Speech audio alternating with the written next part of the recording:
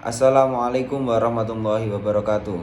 Perkenalkan, nama saya Najih Ahmad Alimuddin, kelas PAI A, nomor NIM 2301011110185. Di sini saya akan menjelaskan tentang definisi metode pendidikan Islam serta berbagai macam metode pendidikan Islam.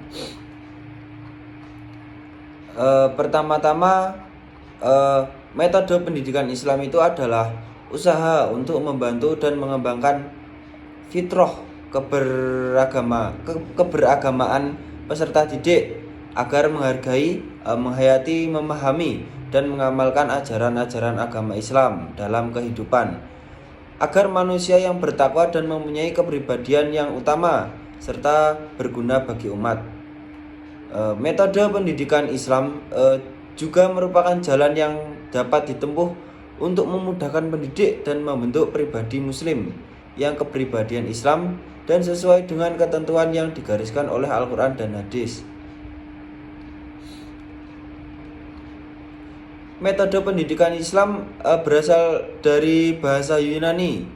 Secara etimologi, kata ini berasal dari dua kata, yaitu meta dan hodos. Meta berarti melalui dan hodos berarti jalan atau cara. Dalam KBBI, kata metode diartikan sebagai cara yang teratur yang digunakan untuk melaksanakan pekerjaan agar tercapai sesuai dengan yang dikehendaki.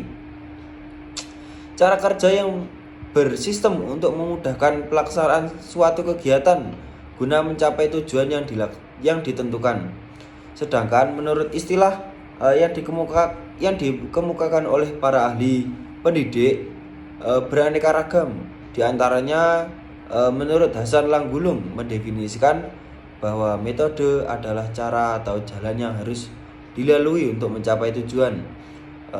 Yang kedua, menurut Abdul Ar-Rahman Gunaiman mendefinisikan bahwa metode adalah cara yang praktis dalam mencapai tujuan. Selanjutnya yaitu pendidik merupakan upaya manusia yang diarahkan kepada manusia lain dengan harapan agar mereka ini mampu.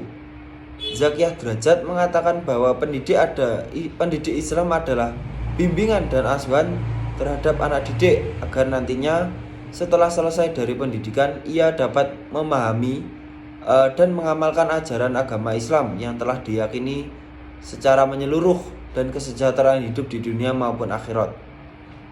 Kemudian pendidikan Islam itu adalah sebagai suatu proses pembentukan jiwa anak didik yang dialami, maka proses tersebut akan berakhir pada tercapaian tujuan akhir pendidik.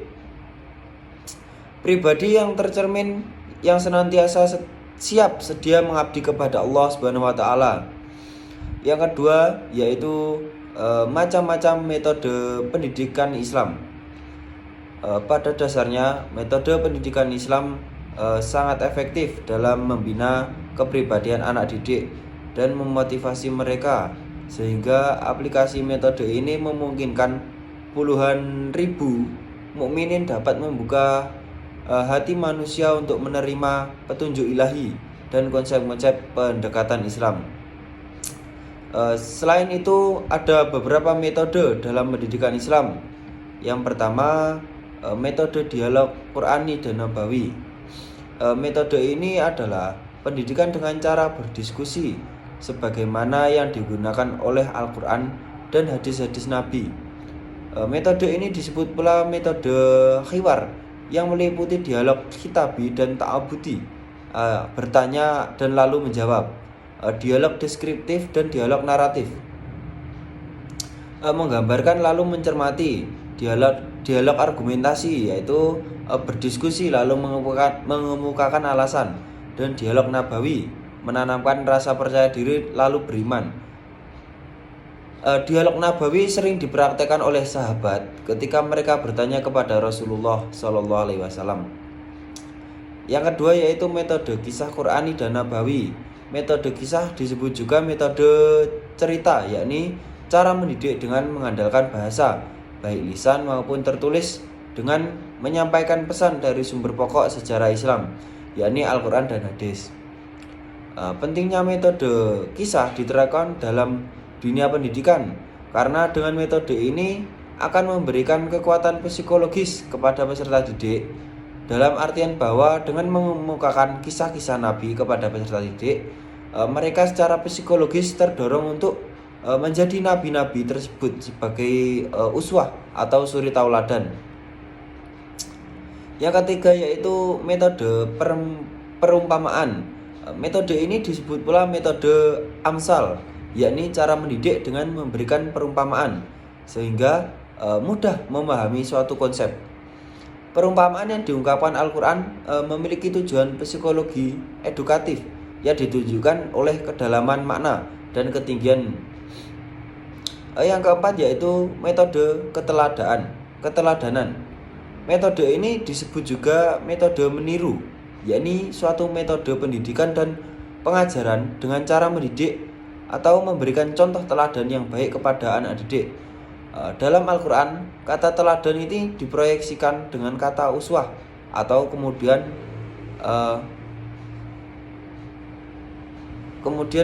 diberikan sifat di belakangnya seperti sifat hasanah yang berarti teladan yang baik.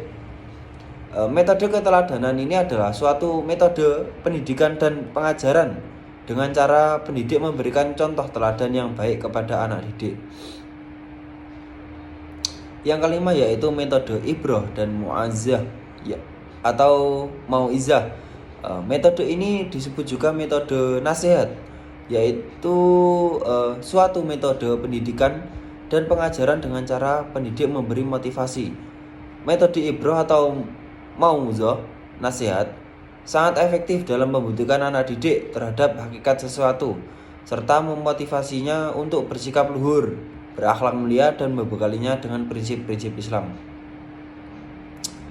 Menurut Al-Quran, metode nasihat hanya diberikan kepada mereka yang melanggar peraturan, dalam arti ketika suatu kebenaran telah sampai kepadanya, mereka seolah-olah tidak mau tahu kebenaran tersebut, terlebih melaksanakannya. Pernyataan ini menunjukkan adanya dasar psikologis yang kuat, karena orang pada umumnya kurang senang dinasihati. Yang keenam yaitu metode targhib dan tarhib. Metode ini disebut pula metode ancaman dan suatu intimidasi, yaitu suatu metode pendidikan dan pengajaran dengan cara pendidik itu memberikan hukuman atau kesalahan yang dilakukan peserta didik.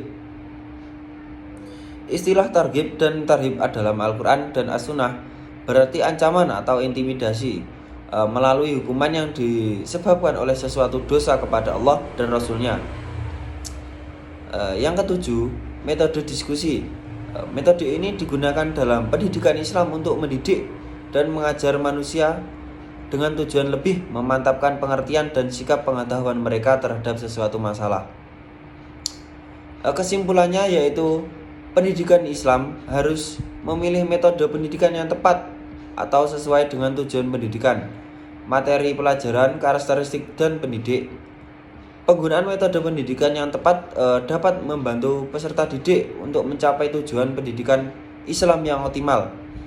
Metode pendidikan Islam haruslah berlandaskan Al-Quran dan hadis serta sesuai dengan fitrah manusia. Metode pendidikan Islam haruslah efektif dan efisien dan menyeluruh. Penggunaan metode pendidikan yang tepat dan membantu peserta didik untuk mencapai tujuan pendidikan Islam yang optimal. Mungkin cukup sekian dari saya. Apabila ada kurangnya mohon maaf. Akhirul kalam, wabillahi taufiq wal hidayah. Assalamualaikum warahmatullahi wabarakatuh.